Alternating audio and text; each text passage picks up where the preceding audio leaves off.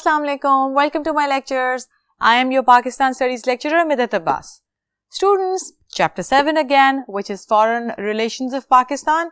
We started with the SAARC countries and today we're going to end them. Let's continue. पिछले lecture में हमने 3 SAARC countries discuss किए थे. In fact 2. Which was Bangladesh and Sri Lanka. The third was India, जो कि हम इससे पिछले lectures में already discuss करते आ रहे हैं.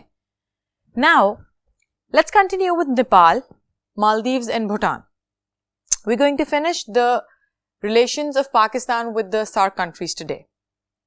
सबसे important बात Nepal, Maldives और Bhutan की geographical location. So the map you're seeing right now on your screen is showing you the geographical location of these 3 countries in relation to Pakistan and other countries as well. So let's continue. Nepal is a mountainous country. एक ऐसा पहाड़ी इलाका है या एक ऐसा पहाड़ी मुल्क है जिसका बेसिक जो ऑक्यूपेशन है वो है tourism. Since they have mountainous regions, Nepal के अंदर टूरिज्म एक मेजर इंडस्ट्री है. जो नेपाल की इकोनॉमी है वो टूरिज्म पे ही डिपेंड करती है. Now, if we talk about why, because Mount Everest, the highest peak in the world, is in Nepal. Mount Everest, the highest peak, is in Nepal. अब नेपाल और पाकिस्तान का relation has improved over the years. Initially it wasn't bad, it wasn't good, but over the years it has improved. पिछले सालों में ये बेहतर हुआ है. सबसे ज्यादा जो क्रेडिट है वो जाता है सार्क जो ऑर्गेनाइजेशन बनी थी उसको, बिकॉज इसने अपने 8 मेंबर कंट्रीज के रिलेशंस को बेहतर बनाने में बहुत इंपॉर्टेंट रोल प्ले किया है.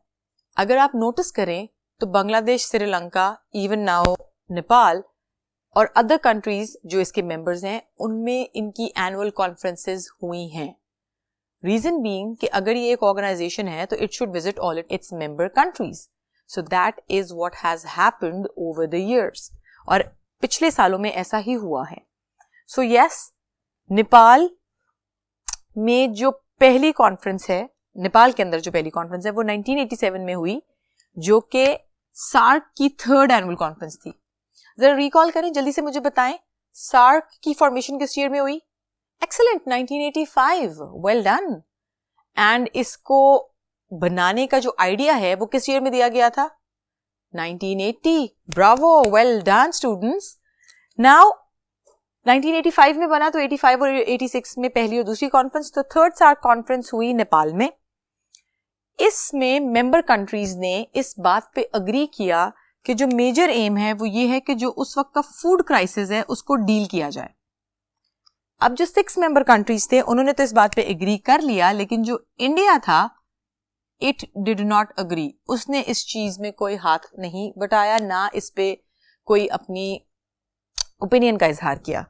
हाउएवर देन लेटर ऑन 2014 में, ये इतने सालों का गैप इसलिए है कि इतने सालों में जो बाकी कॉन्फ्रेंसेस थी वो डिफरेंट और ममालिक में होती रही. सो 2014 में 18th कॉन्फ्रेंस जो है सार्क की वो हुई नेपाल में. और इस कॉन्फ्रेंस में जो एजेंडा था या जो मेजर बात थी जो इसके मेंबर कंट्रीज ने सार्क ने की, पहला था एस्टैब्लिशमेंट ऑफ सार्क फंड. ये एक ऐसा फंड था which will economically support the member countries. So इसकी एस्टैब्लिशमेंट की गई 2014 में. और जो दूसरा इंपॉर्टेंट बात थी वो ये थी कि एनर्जी पार्टनरशिप एग्रीमेंट साइन किया इसके 6 मेंबर कंट्रीज ने. They signed energy partnership agreement कि अगर किसी भी मेंबर कंट्री को एनर्जी क्राइसिस होगा या एनर्जी रिसोर्सेज की जरूरत पड़ेगी, so those countries which will have more energy और more energy resources will definitely share और पार्टनर इन एनर्जी प्रोजेक्ट्स और will share their energy resources with the other country. So yes, अगर देखा जाए तो सार्क कोऑपरेशन और organisation ने over the years in member countries के लिए बहुत अच्छे डिसीजंस लेने में मदद की है. And these two were the important ones amongst them. और ये 2 बहुत अहम decisions रहे हैं उन decisions में से.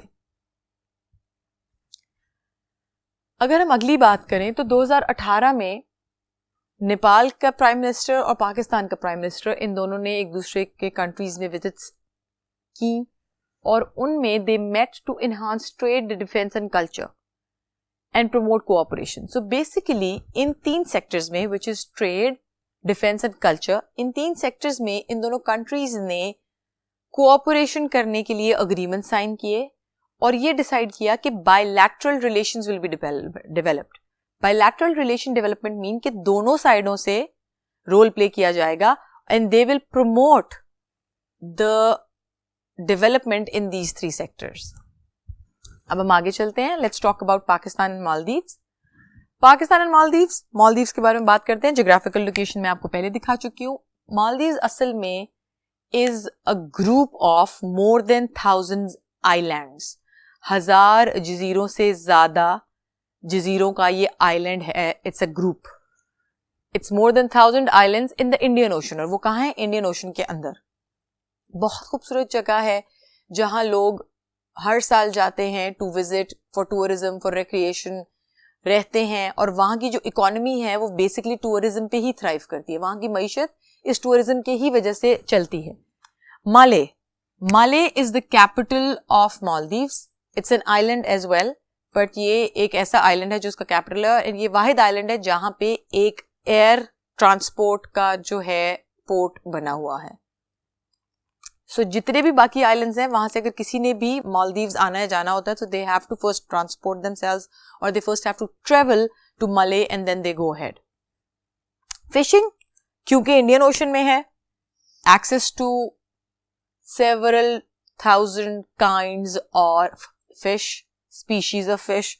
सो उससे इनकी मेन इकोनॉमी चलती है apart from tourism.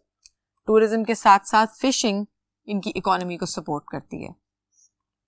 So seashells और कॉन्च, ये एक ऐसी चीजें हैं जो कि आपने देखा होगा, you would have seen seashell, पत्थर के होते हैं और उनके अंदर वो मोती होता है.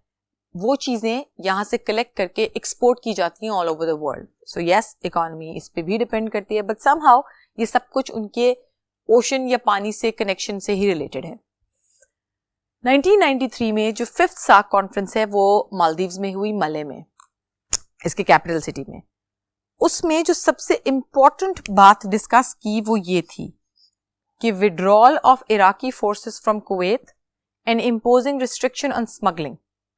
उस वक्त इन सार्क मेंबर कंट्रीज में जो इंपॉर्टेंट मसला चल रहा था वो ये चल रहा था कि इराकी फोर्सेस ने कुवैत पे जो है वो एंट्री करके कब्जा किया हुआ. सो दे वर सेइंग कि इराकी फोर्सेस को वहां से निकाला जाए, वापस भेजा जाए. प्लस स्मगलिंग उस दौर में बहुत बढ़ गई थी. What is smuggling? Smuggling is कि आप ट्रेड टैक्स पे ना करो और चीजों को एक कंट्री से दूसरे कंट्री तक एक्सपोर्ट करो. This is also one form of smuggling. या ऐसी चीजों को एक्सपोर्ट किया जाए जो अलाउड नहीं है या ऑफेंसिबल हैं अकॉर्डिंग टू लॉ. सो इस चीज को रिस्ट्रिक्शन, इम्पोजिंग रिस्ट्रिक्शन मतलब इसकी रोकथाम की जाए स्मगलिंग की और इराकी फोर्सेस को वहां से विड्रॉ किया जाए. ये एक इंपॉर्टेंट डिसीजन लिया गया 5th सार्क कॉन्फ्रेंस में जो कि मालदीव्स में हुई थी. देन अगेन 1997 में 9th सार्क कॉन्फ्रेंस हुई मालदीव्स में.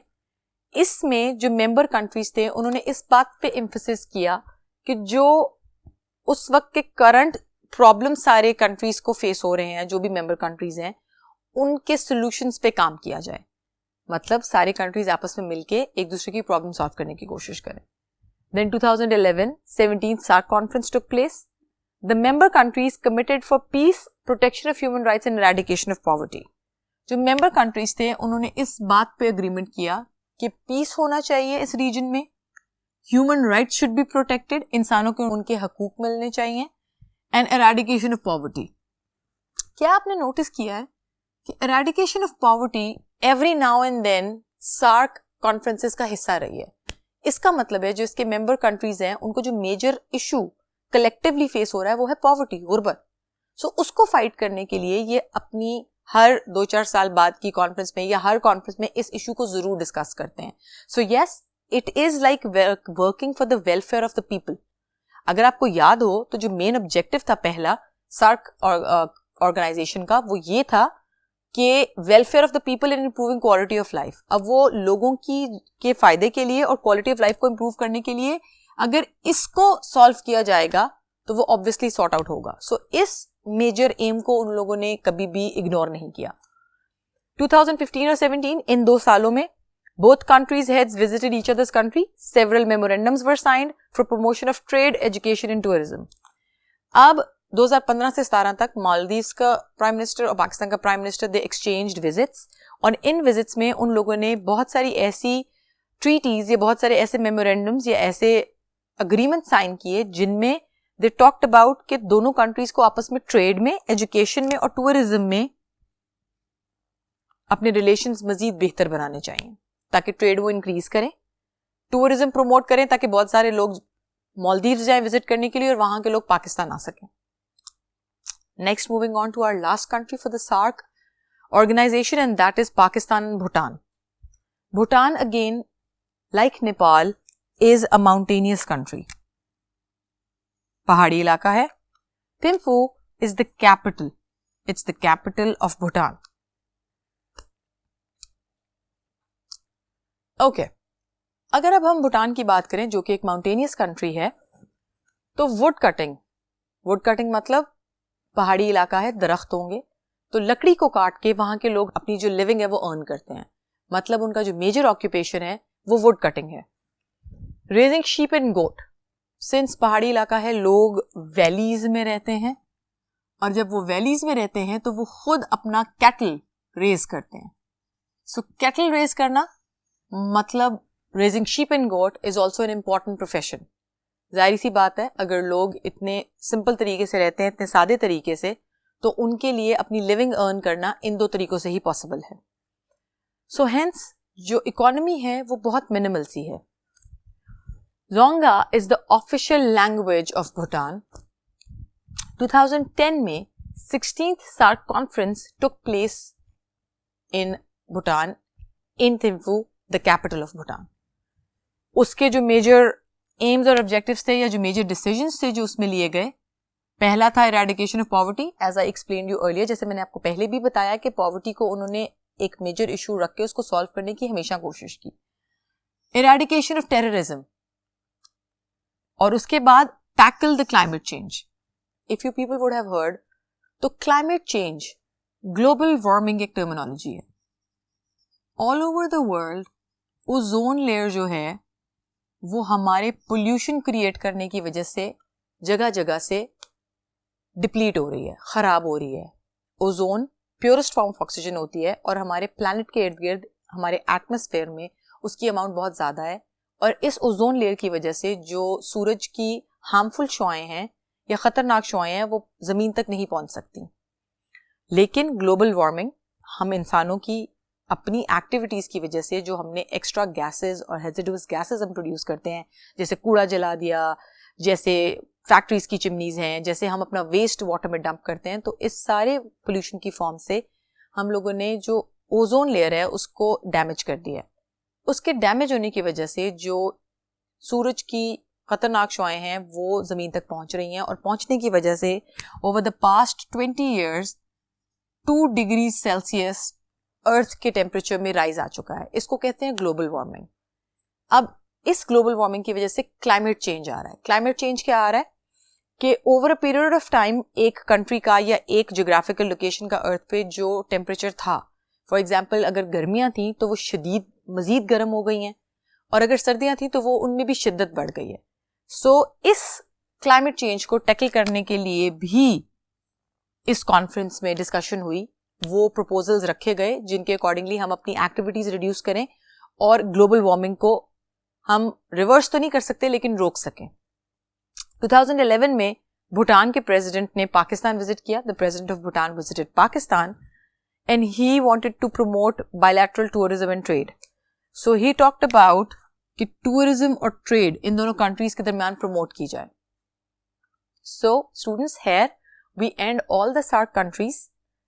And as you can see that the SAARC organization played an important role in the development of these countries and in the development of this region. ये एक ऐसा platform था जो इन countries को इकट्ठे लेके आया और इसकी वजह से इन कंट्रीज को फायदा भी हुआ. So let's hope कि फ्यूचर में भी ऐसा ही होता रहे. But before ending the lecture, I want you people to do a task for me.